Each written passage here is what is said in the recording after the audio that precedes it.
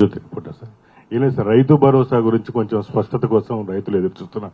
70 లక్షల మంది రైతులు ఎట్లా అమలు చేయబోతున్నారు అనేది ఉంది. ఎందుకంటే 2 months లో మళ్ళీ ఖరీఫ్ సీజన్ ప్రారంభం కాబోతుంది. మీరు ఎలా చేయబోతున్నారు? రైతు భరోసాకు సంబంధించి ఎవరు ఆందోళన చెందాల్సిన అవసరం లేదు. గతంలో కొనసాగిస్తున్న రైతు బంధును ఇప్పటి వరకు 5 ఎకరాల వరకు ఉన్న రైతులకు దాదాపుగా 62 లక్షల మందికి రైతు బంధు వాళ్ళ ఖాతాలో పడ్డది. భవిష్యత్తులో రైతు భరోసా పథకము గుట్టలకు, చెట్లకు, రోడ్లో పోయిన భూములకు, లేఅవుట్లై బంగ్లాలు కట్టిన ప్రాంతాలకు ఇవ్వబడవు. అట్లాంటి వాటిని అన్నిటిని కూడా సర్వే చేసి వాటిని తొలగిస్తాము. అందుకే గ్రామాలలో రైతు బంధు అడిగే వాళ్ళను అప్లికేషన్ పెట్టుకోమన్నాము. ప్రభుత్వం ఇచ్చే ఏ సంక్షేమ పథకానికైనా అర్హులు అప్లికేషన్ పెట్టుకోవాలి. అప్లికేషన్ పెట్టుకున్న వాటిని స్క్రూటినీ చేసి వాళ్ళందరికీ పెట్టుకోవచ్చు. ఎవరైనా కొత్త వాళ్ళు పెట్టుకోవచ్చు, వచ్చే వాళ్ళు పెట్టుకోవచ్చు. వచ్చే వాళ్ళు పెట్టుకోకపోయినా మా దగ్గర డేటా ఉంది, అది వెరిఫై చేస్తాం. వచ్చే వాళ్ళు పెట్టుకోలేదు కాబట్టి మాకు రాదని అనుకోవాల్సిన పని లేదు. ఇప్పుడు ఎవరైతే 68 లక్షల మంది రైతు బంధు లబ్ధిదారులు ఉన్నారో డేటా మొత్తం మా దగ్గర ఉంది. అందులో ఎవరైనా అనర్హులు ఉంటే వాటిని విశ్లేషిస్తాం. అంటే ఆల్రెడీ అమ్మేసుకొని లేఅవుట్లు అయిపోయి కాలనీలు వచ్చిన వాళ్ళు నాకు తెలిసిన బంధువులు చాలా మంది ఉన్నారు.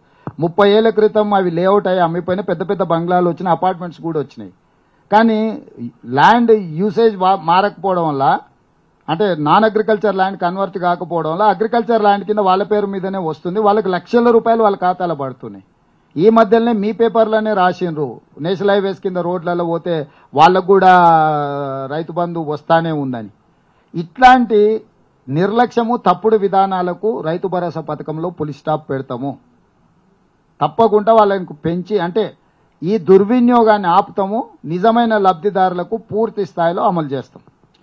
సార్, శ్రవణ్ ఫ్రమ్ TV9 అండి. మిగులు రాష్ట్రంగా ఏర్పడిన తెలంగాణ అప్పుల రాష్ట్రంగా మిగిలింది. ఇప్పుడు ఖజానా ఖాళీ అయింది. 1వ తారీఖు ఉద్యోగాలకు జీతాలు ఇస్తున్నామని మనం ప్రత్యేకంగా చెప్పుకోవాల్సిన పరిస్థితి ఏర్పడింది. ఈ టైంలో మీరు 3 నెలల్లో 30,000 ఉద్యోగాలు భర్తీ చేశారు. ఇంకా చాలా ఉద్యోగాలు ఉన్నాయి. సంపద సృష్టించడానికి ఇప్పుడున్న ప్రభుత్వం తీసుకుంటున్న నిర్ణయాలంటే ఎలా సంపద సృష్టించగలుగుతున్నారు? ఇప్పుడు దుబారా తగ్గించడం పెద్ద సంపద సృష్టించినట్టు. అవసరం లేని ఆర్భాటాలకు మింగడానికి మెతుకులేకపోయినా వెనకడికి కూడా మీసాలకు సంపెంగ నూనె కొనుక్కొచ్చుకున్నాడంట. సో మేం ప్రాధాన్యతలను క్రోడీకరిస్తున్నాం, దుర్వినియోగాన్ని ఆపుతున్నాం. ఇంకా స్పష్టంగా చెప్పాలంటే కేంద్ర రాష్ట్ర ప్రభుత్వాల మధ్యలో మ్యాచింగ్ గ్రాంట్, అంటే గవర్నమెంట్ ఆఫ్ ఇండియా కొన్ని స్కీమ్లు ఇస్తుంది.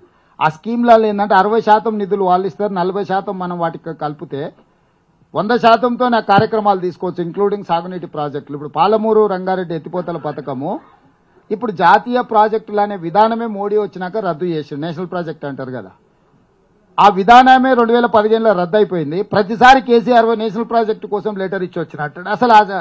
అసలు హెచ్ఎస్సి అని మా ఫాదర్ చదువుకునేటప్పుడు హెచ్ఎస్సి ఉండే, తర్వాత అది మార్చి ఎస్ఎస్సి అని వచ్చింది.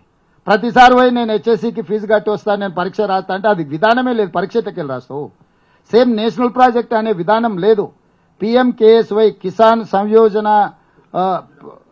యోజన అని కొత్త పథకం వచ్చింది. దాంట్లో ఏ ప్రాజెక్ట్ అయినా ప్రాపర్ ఫార్మేట్లో అప్లికేషన్ పెట్టుకుంటే 60% కేంద్ర ప్రభుత్వం నిధులు ఇస్తే 40% రాష్ట్ర ప్రభుత్వం ఇవ్వాలి.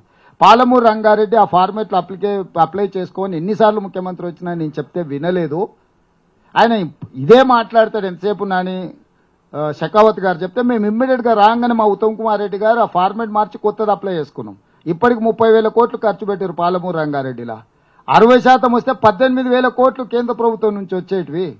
అప్పులు చేయాల్సిన బాధ తప్పుతుండే. ఇప్పుడు అప్పుల ముప్పు నుంచి కాపాడడానికి కేంద్ర ప్రభుత్వం, అది రూరల్ హెల్త్ మిషన్ కావచ్చు, ఇరిగేషన్ ప్రాజెక్ట్స్ కావచ్చు, లేకపోతే ఇతర ఏవేవైతే పథకాలు ఉన్నాయో కేంద్ర ప్రభుత్వం మొదలుపెట్టే పథకాలు, అది మన హక్కు.